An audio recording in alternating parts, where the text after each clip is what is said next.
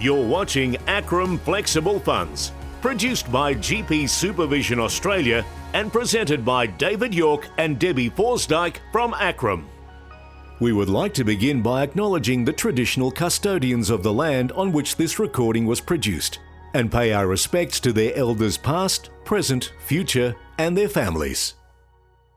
Thanks for having Deb and I here. Absolutely fantastic. 6 months into flexible funds and college-led training and working under the Services of Australia Nationally Consistent Payment Framework. It's been a very busy time for ACRRRM and our registrars, the supervisors and the practices, and it's been great to be able to put this program into place since the start of the year. And as you said, 6 months into it, and we've been pretty happy with the way that things are going. There's a few things that we're tweaking as we go along the way, efficiencies that we've identified and achieving and some opportunities. And we're really keen to be able to push this forward through the next 6 months and then going forward into the years beyond. So we'll go through the framework and the principles first. And the principles of the flexible fund as it sits under the Nationally Consistent Payments Framework. As you can see there, it's aligned with the Modified Monash Model Scale. So the higher the number, the more rural and remote the practice and the registrar and the supervisor is, the more support and the more funding that they're eligible to apply for. As you can see there, we don't try and duplicate what the Nationally Consistent Payments Framework, the NCP, does. This is mainly aimed at support that is subsidising or funding additional support outside that, and is not meant in any way, shape or form to duplicate what the NCP is supposed to be used for. Now, the main driver for this is getting the mandatory requirements of the fellowship completed. So whatever we can do under this flexible fund to be able to support the registrar and then through that, the supervisors and the practices, and how we can fund that to meet those mandatory requirements, that's one of the biggest goals that we have, and how that then links to the rural generalist curriculum. So that's pretty key there. And the other few parts that is probably not so much around the registrar, but around the practice, is the capacity building the capacity to have registrars in those practices, but then also retaining them in that community. So it's great if we have a registrar who can stay in that community, be embedded in that community and really value add to what that community is doing, and vice versa, because it goes both ways. So this is our framework. So the framework is based on flexibility. The guidelines for the Flexible Funds Framework are a little bit ambiguous because we want applications to come through where people are thinking flexibly around what they actually need. Every registrar is different, every supervisor is different, every practice is different, and every community is different. So that's the way that we've really designed this, is to promote that flexibility that focuses on that mandatory training, but how it's actually delivered and how it's actually supported a completely different thing. I mean, I see all the applications that come through. Every application is first screened by me, and then it goes to the panel, which Deb is on, as well as a few other members of ACRRRM.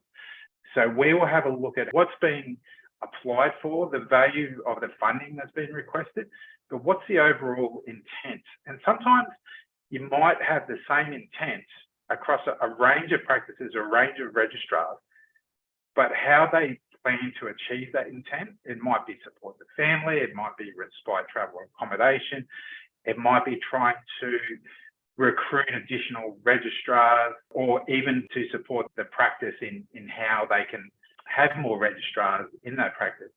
That's achieved a little bit more flexibly. So that ambiguity of the framework actually supports us to be able to do that, rather than not everything's black and white. There's a lot of grey in between there.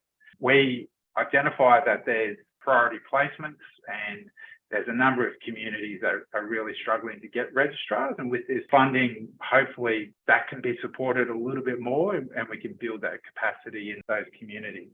And obviously the big clincher for us is that for a registrar needs to be in an approved placement, but general practices, it's a little bit of a grey area, and I'll go into that a little bit later on, because you don't need to have a registrar all the time. So eligibility. If you want to have a bit of a read through that, registrar, supervisors, training posts or practices, they need to be AGPT. And this is what I was talking about before with the practices. You might not actually have an AGPT registrar with you at this point in time, but you're an accredited practice. And so you want to recruit some more registrars. So it might be, for example, we had just recently where there was a request for a trade booth, some funding to support the trade booth, and they wanted to recruit some registrars at a conference, and they were actually able to achieve that by having that trade booth, which we subsidised under flexible funds. And, I saw that as a big win because they were really screaming out for registrars in that community. And it wasn't black and white. It was very grey, and they thought about what they were trying to do and how they can actually do it. And they thought about it flexibly, and they got a win out of that, which was, I think, very, very good. So registrars can't apply whilst they're on leave, unfortunately. And if they're in a hospital under AGPT, they're not eligible either. As you can see there, flexible funds for the registrar can only be claimed from one college.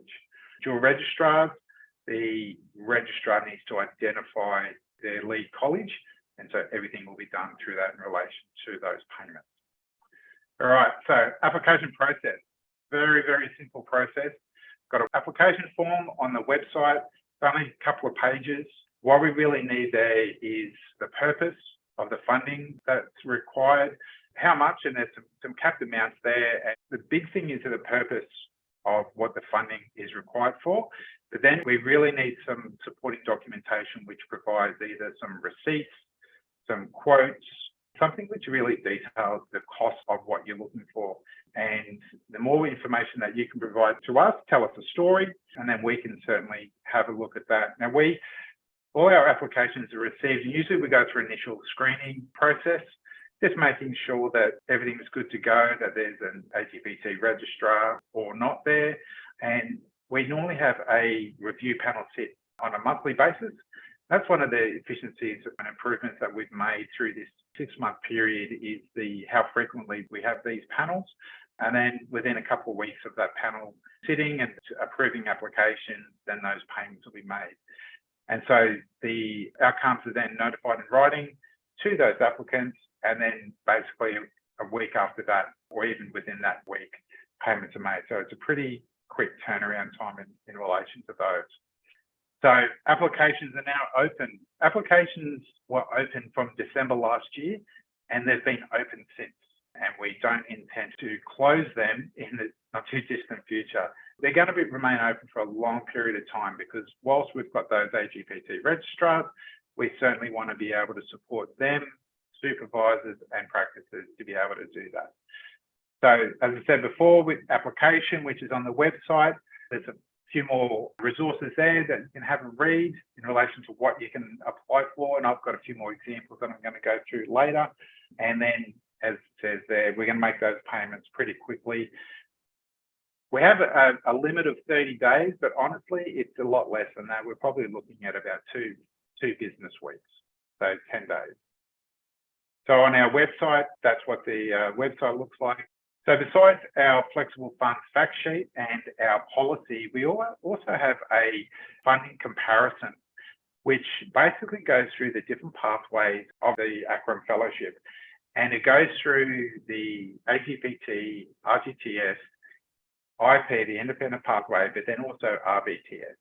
And it goes through all of the funding opportunities, the education requirements and all that sort of stuff. And it does a little bit of a comparison around like independent pathway, what's self-funded, what's not under AGPT, what's funded through Services Australia and the government, and what's funded by ACRRM, for example, flexible funds, RGTS, the same thing.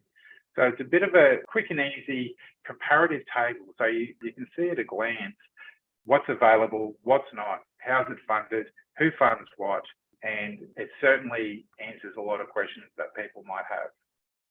All right, so what have we delivered so far in this 6-month period? We've had over 100 applications made to us. We've had nearly $600,000 paid in the first quarter. Now, that's gone up probably in the last month because we had quite a few in June, and we're just about to have the July panel sit, so that'll go up again.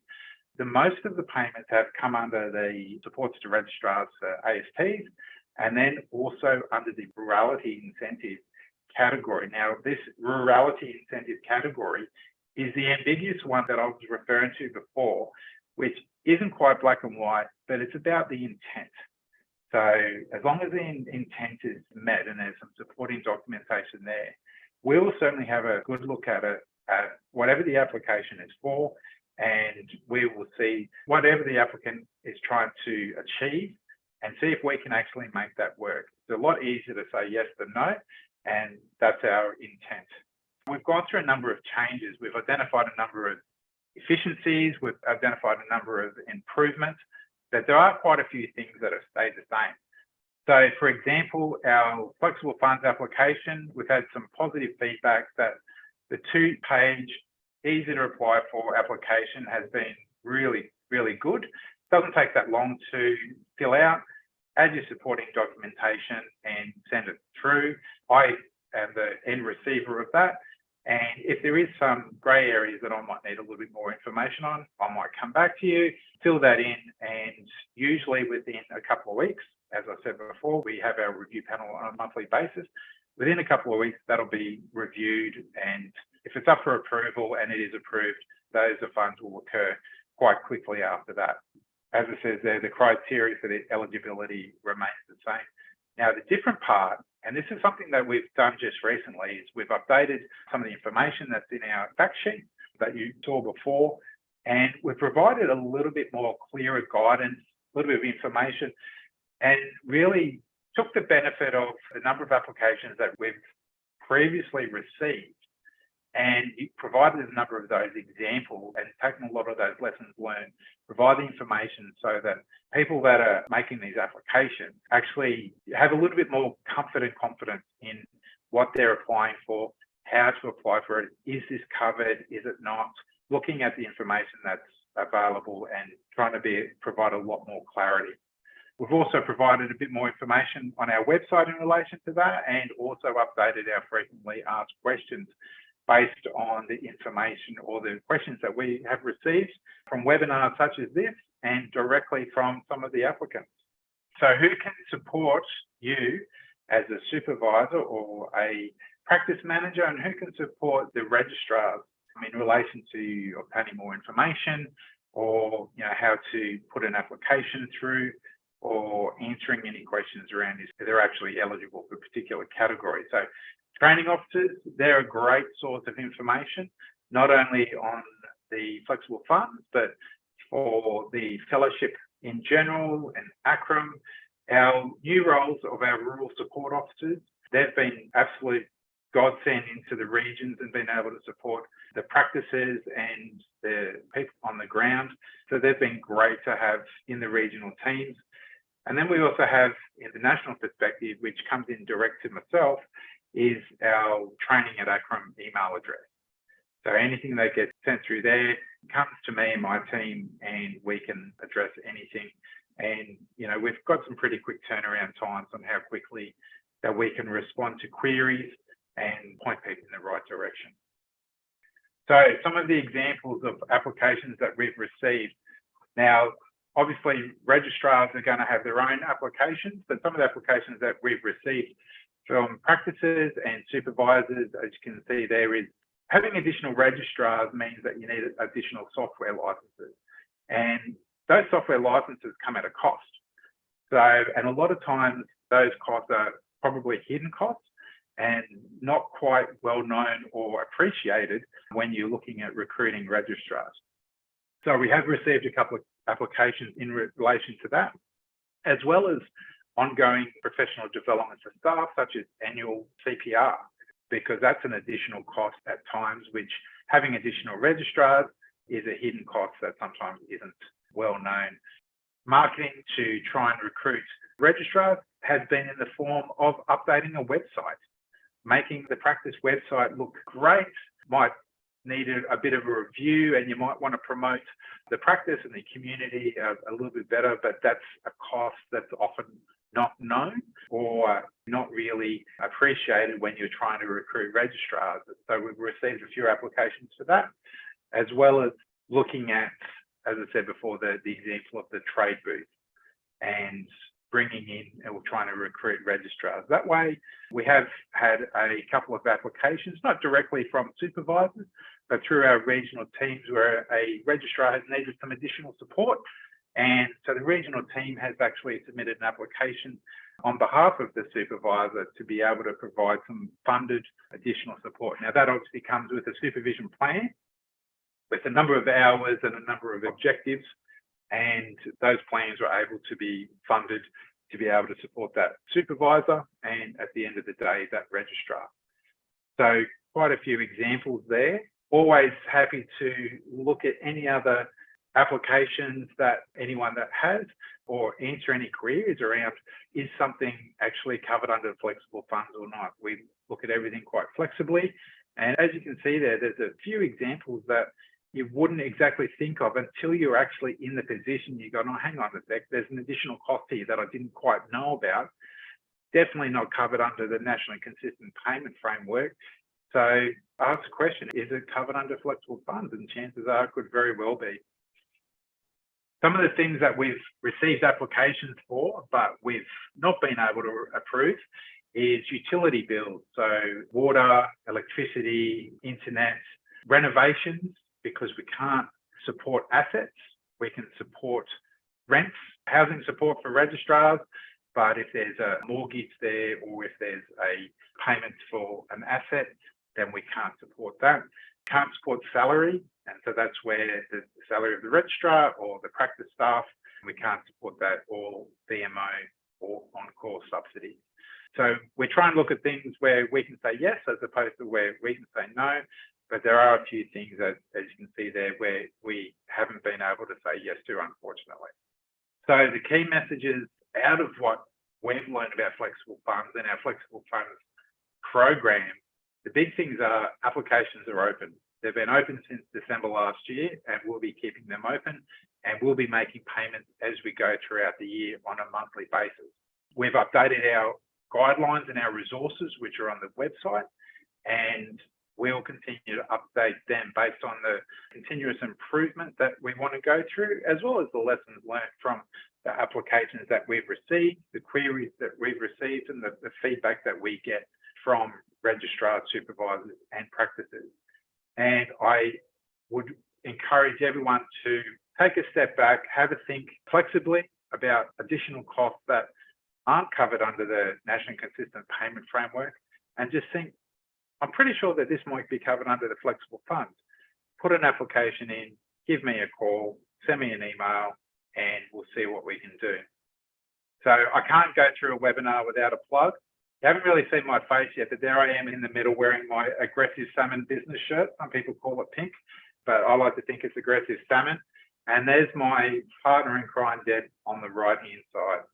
Thanks, David. We've had a quick chat before this session and discussed the fact that practices are not making the most of this. The training posts are not actually making the most of the opportunity for flexible funding, or potentially driving the registrars to access the funds instead of applying on their own behalf. Huge imbalance, as you pointed out, David, huge imbalance. So we encourage you to think about what might work. This is your opportunity to hear it from the horse's mouth, so to speak. The question is, would childcare costs be covered, David?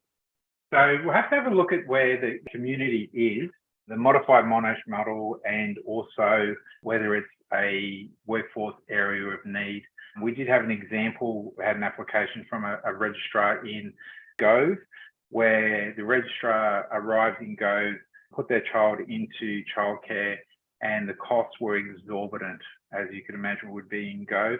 And so we weren't able to pay outright the total costs of the childcare, but we were able to subsidise them to make the costs a little bit more viable for that registrar and their family. Did forget to mention though, Carla, that we are looking at the professional development for supervisors and looking at the funding that's available for that and how we can deliver that to supervisors of both AGPT registrars and also the RGTS registrars are in the same boat. So watch this space. There'll be more information coming out on that later in the year. And not under flexible funds, David. Under flexible funds. Oh, okay. So it would come from the same bucket. We're still going through exactly what that's going to look like to try and reduce the need for an application, but there'll be some movement in that space to make it easier for supervisors to be able to get some funding in that space. Fantastic. All right, so I've got a curly one before I throw back to David's question. I've had a practice contact me. They'd set up for 2 registrars in semester 1, and for one reason or another, neither of them actually presented at the practice for day 1 of training. So that practice was basically out of whack with 2 people who were supposed to be part of their workforce. They've gone through all the expenses to prepare the practice for them, but they're not actually regarded as training in this semester because they don't have the body on site. Would they be eligible to apply for, is this something that flexible funding could help to mitigate some of those costs, offset some of the costs that they've incurred? Yeah, absolutely, because they might, if they're an accredited practice, then the time and effort and cost that they've gone into setting up, be able to take on additional registrars, that's not lost. That setup is still there. And as I was saying before, a cost of attracting registrars and being able to set up the infrastructure to be able to have more registrars, that's certainly something that can be applied for under flexible funds, because even though those registrars might not have taken up that opportunity, that setup is still there, and it has had an additional cost. And it's probably, as I was talking about before, probably if you put it all, consolidate it all, probably a bit of a hidden cost that you thought, wow, that's more than what I thought it would be. But yeah, I'll certainly be applying for that one. Great. And yes, Peter Stevens, they were AGPT registrars. One of them fell pregnant and decided she wasn't going to proceed with her training in that term, and the other one had told the college they weren't going to start, and that hadn't been passed on to the practice. So it was... Yeah, so it sounds like the one that was pregnant is probably going to come back into the mix at a later date. And so there was money well spent to set it up, and yeah, if we can assist, I'm pretty sure that we can certainly have a look at that one. Second part of David's question was they're currently paying a staff member to look after a trainee's children so that they can work. Does that come under the example of exclusions of wages for practice staff, or can a case be built that this is for wages regarding a non-practice specific but a training specific cost? I would probably take a little bit of a step backwards and have a look at the bigger picture and look at potentially some childcare costs that were maybe sitting outside just to keep it nice and clean. And so it's not paying the staff member, but it might be paying for that childcare from a third party or an external resource. And that's certainly something that might be able to be eligible, and we could certainly have a look at. We've currently got a couple of applications for similar in relation to childcare support. Tremendous. So where there's not supposed to be duplication with the NCP, do you consider whether there's some things that could double up as a business grant that could be applied for separately? Is that where some of the dividing line comes in, like the bricks and mortar and the preparation of the practice on that bricks and mortar side, as opposed to all the equipment and time costs? So if it's bricks and mortar, we can't put any funding or subsidisation into assets. So if that answers that question, but potentially if equipment needs to be bought, or if things need to be acquired to be able to support that registrar coming in, which then supports their training to meet the fellowship requirements, that may be eligible under the flexible fund. Okay. So yeah, Peter, this is something that Peter's just noted, that accommodation support practices in small rural is a major oversight. Absolutely. Couldn't agree with you more. So looking at, I won't say creative because that sort of sounds dodgy, but looking at different ways to actually apply this opportunity without going into the exclusion territory would mean if your registrar is incurring rent for a practice-owned property, that covers off on what would not be compliant as a mortgage payment, correct? Correct, but we can, under the flexible funds, we're able to provide the registrar with housing support, which would then go directly to the practice. And we actually had an example of this earlier this year of exactly that situation. The practice had actually applied, and unfortunately, we weren't able to approve that. But then when I was talking to the practice manager, I was able to say, well, if you get the registrar to put the application through, we can look at the housing support. And that's up to 50% of the rent, up to $1,500 a month is the cap on that under that category. Tremendous. Alison has asked if the registrars can use the funding to pay for fellowship costs. Usually no. I probably need some examples, but one of the big things is that ACRRM can't fund activities where ACRRM is going to be the end recipient of that additional funding. So if we pay a registrar for the registrar then to pay us, that's a bit of a conflict. So we can't support that. Usually under ATPT, most of the educational or all of the educational activities will be as part of the fellowship and funded.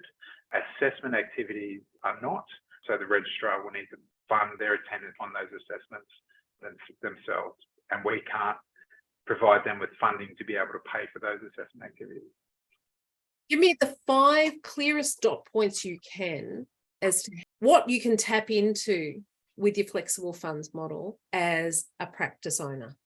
Practice owner, it would be recruitment and retention of registrars. If, for example, my next point would be, it's a bit of a long point, but I'll give you a bit of a situation. As I was saying before, we've had a couple of situations where registrars needed some additional supervisor support. And so the regional team, so the training officers, the medical educators, identified that and an application was made for that additional supervisor support. And that was approved based on a plan. So number of hours, objectives, all that sort of stuff. So based on that additional supervisor plan, those additional funds were able to be provided. Now, we do understand that the supervision of a registrar takes a bit of a village approach, and it's not just the supervisor. And so practices are able to apply for the support that they provide additionally to that registrar, which might not come directly from their principal supervisor. Bit of a grey area, it's quite ambiguous, and we would love to see some applications in relation to that, where the intent is the progress of the registrar, but how that is done is a little bit different from just additional supervisor support. So there's a bit of a curly response for a question that I gave myself. So there's the third one. Fourth would be professional development for supervisors. And so we've talked a little bit about that before. And the fifth one would be maybe around some of the infrastructure, which would be what's required to be able to support that registrar, additional costs, the software licenses, and the setup, as Carla, you were talking about, where there was the practice had set up for those 2 registrars and they didn't turn up. So that would be my top 5. Next one will go to Debbie. Debbie, how can we advertise for registrars and have a clear understanding of what they might be able to access? I would say refer to our guidelines. It does have it quite clear in there of what a registrar can apply for, and it does depend on what MM location that you're in, and they do have to provide some evidence in their application. So it is a little bit grey in that sense, but the categories are quite clear of what is available for the registrars to apply for. And registrars have been receiving this information from the start of the year through some EDMs, and then for the new AGPT registrars through their orientation, they get that information as well, dependent on which pathway they're at and obviously the funding that's available to them. So how do you advertise for registrars in a way that they would be able to use the flexible funds potentially as part of that recruitment? Get that whole advertising, promoting the training post and using the flexible funds as a bit of a hook? So some marketing campaign and looking at, as the previous practice that I used as an example, having a trade booth at a conference that was really big and successful for them. So there would be some opportunities in that. And I'd suggest the marketing strategies that you're using at the moment, or if you can think of additional marketing strategies to bring in registrars or any form of recruitment, if it's something like that, then we can certainly have a look at funding or subsidising that, depending on the costs in relation to that. I also want to ask, what if it was to fund the recruitment of supervisors, where we know that some remote and rural practices do struggle to have the right number of supervisors. Can the funds be applied for that? I would suggest that if you had some additional supervisors, you'd be able to take on some additional registrars. And so that might be a recruitment strategy where the end result was taking on additional registrars. So I'd be putting that application through. So now I'll move on to Alicia. Alicia has asked, can we make an application with multiple smaller expenses combined into one common goal, or do we need to make individual applications? No. One application. Just add what those costs are, either as receipts or quotes or anything like that. The one that we had for the trade booth, there was the trade booth stand, there was flights and accommodation, there was merchandise, there was a whole range of things that we were able to fund. I think it went up to about $8,000 or $8,500 that we were able to provide to that practice to be able to go to the trade booth. So the more the merrier, and even if we keep it under the capped maximum, or if it's a priority placement, there is a priority placement category which is separate. So if most of this will come under the grey category of rurality incentive, and so if something does actually is more, we can actually look at some of it coming under another category if it fits that criteria as well. All of those costs, add them up, one application, 2 pages, and we'll review it monthly.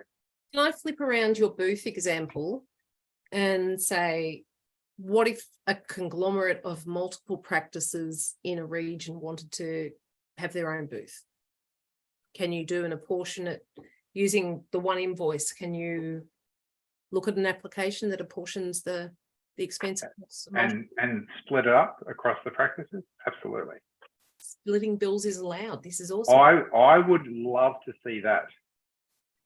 Well, I'm going to offer for free, so you don't have to go and apply for flexible funding. But when GPSA is at RMA this year, please, all of you online, feel free to send through some promotional material, and I'll make sure that your practices are promoted for any registrars in the making that we will be seeing through that conference.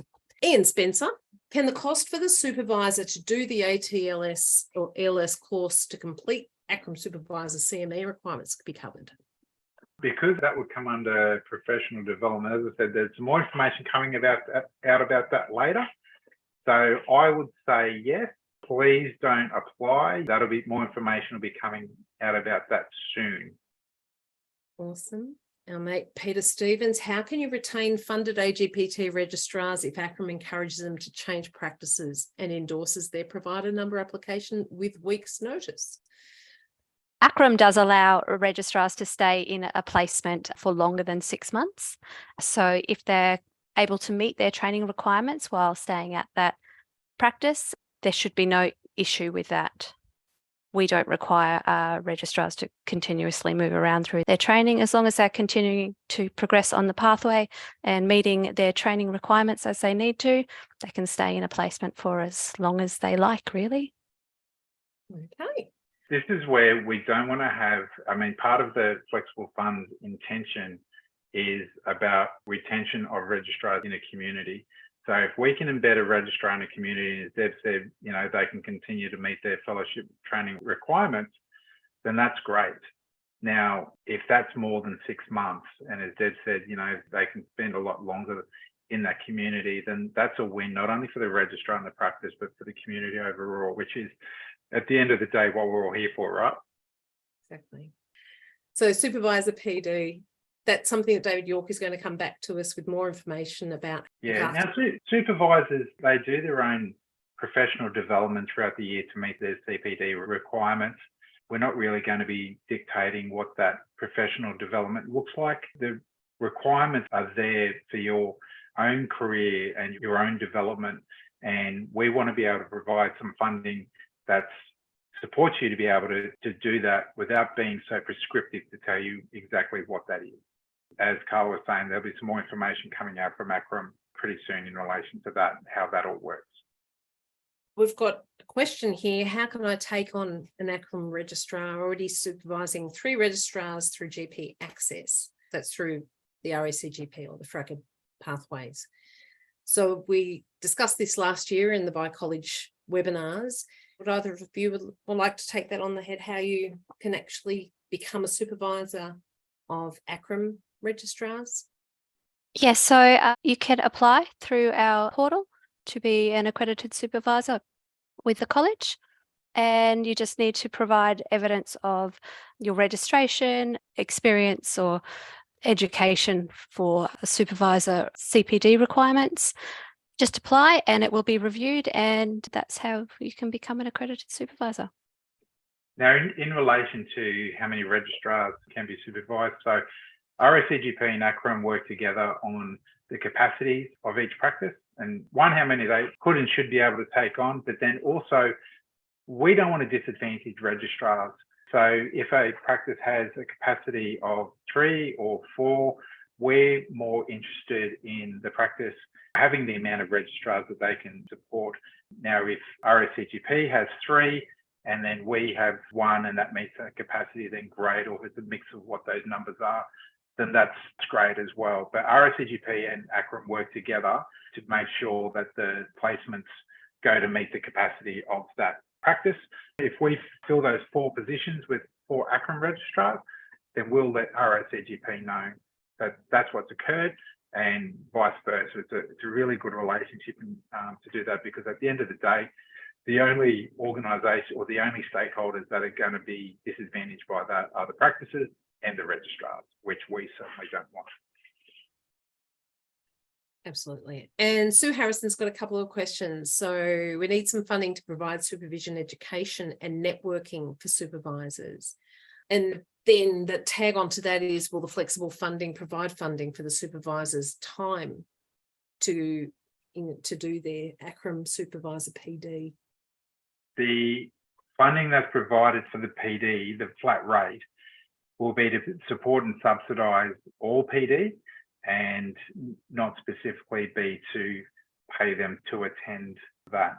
If there's any other funding opportunities out there to be able to attend that, that would be great outside of ACRRM, and be recommended to tap into those. But unfortunately, ACRRM, outside of that funding that I've talked about a few times, I don't think that there's any other additional funding that we can provide in that space. Deb, do you know of any other? No, sorry, I don't know about that. Yes, this is where a lot of the change from RTO land to CLT. And we do appreciate that, yeah, and acknowledge that that's occurred. Well, it's tragic that it's affecting the supervisors like this. It's likewise affecting practice managers, which is something else that Deb obviously has a bit to do there. So I want to ask that question: can flexible funds be used to upskill new practice managers who are not equipped to deal with training practice requirements?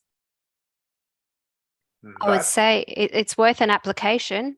That's probably the curliest question of the night, Carla. So thanks for holding off with that one. I reckon that would be worth an application, because I can see the overall intent and the end result, which would probably or could align with the intention of the flexible fund.